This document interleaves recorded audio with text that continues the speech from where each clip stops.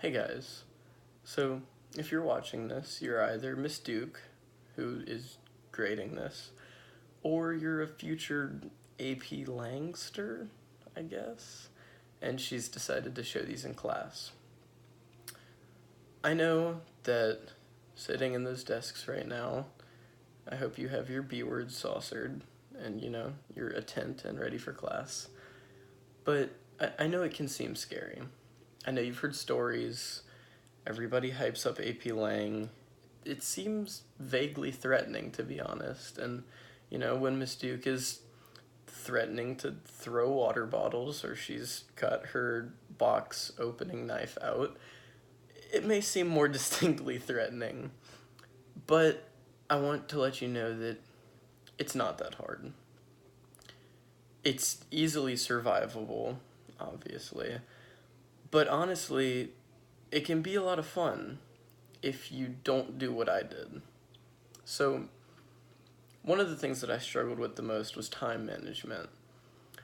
What you have to come to understand, and what I'm trying to help you understand before it's too late, is that Miss Duke makes a time schedule for a reason. When she gives you assignments and suggests that you do them on a certain time frame, she has experience dealing with the kids who didn't, like me. For instance, when you're reaching the third and fourth quarter, you'll start to be assigned practice tests. Now, these are really important. It's kind of what your whole year has been about in that class. And what you have to understand is that you're not really getting as much as you could be if you're doing them Sunday night, which is what I did.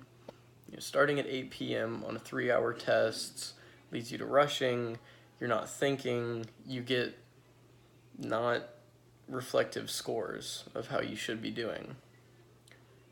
And also, if that's the case and you are up against the wall or you didn't manage your time well, another thing that will put you in a bad place is lying to Miss Duke.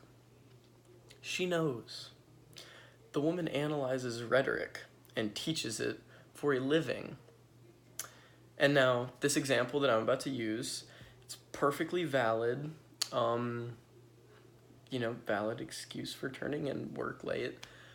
But so I had some things going on, and I went to talk to her, and she said that I sounded like a used car salesman, which is also valid, because I do, but in case any of you don't know what that means, it means it sounded like I was trying to pull one over on her, being a little bit dishonest. I wasn't, but it just goes to show she's got her nose out, and I've seen her sniff out more than one person on accounts of not doing what they said they were doing or doing what they said they weren't doing. So just don't try to get anything past her, because it won't work. Be honest, be communicative, if that's a word, and just let her know what's going on. I mean, clearly when I did it, everything worked out well, although she took a mild jab at me, but that's okay. And also, one thing that's very important, throw time frame away, throw, interactions with the teacher away.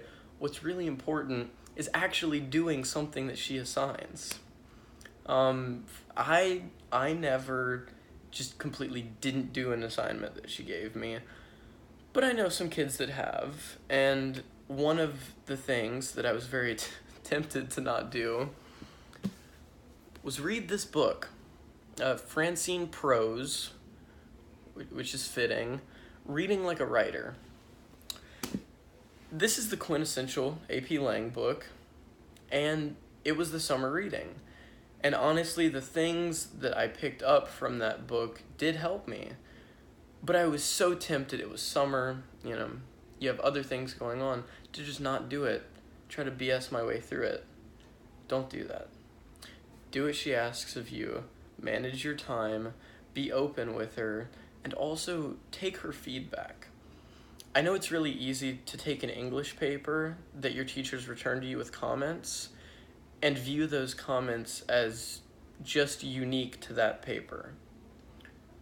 But they really are reflections on your writing as a whole. aside from spelling and, slight grammar mistakes like missing a comma, if you have way too much passive voice or you're overusing these pretentious words, which was my problem, that's what her comments will reflect. If you take her advice and work it into your writing will improve. And writing is what, the AP Lang exam is all about, aside from the multiple choice, which is terrifying, but she'll coach you through it. Because ultimately you have to remember that that is her job, and she's very good at her job. And I know this sounds like me flouting high praises for Miss Duke, but I'm serious. If you listen to what she has to say, and you do your work, and you just talk to her, you'll be fine, and you'll survive. You'll come out on the other side with a new friend and a new mug. Bye.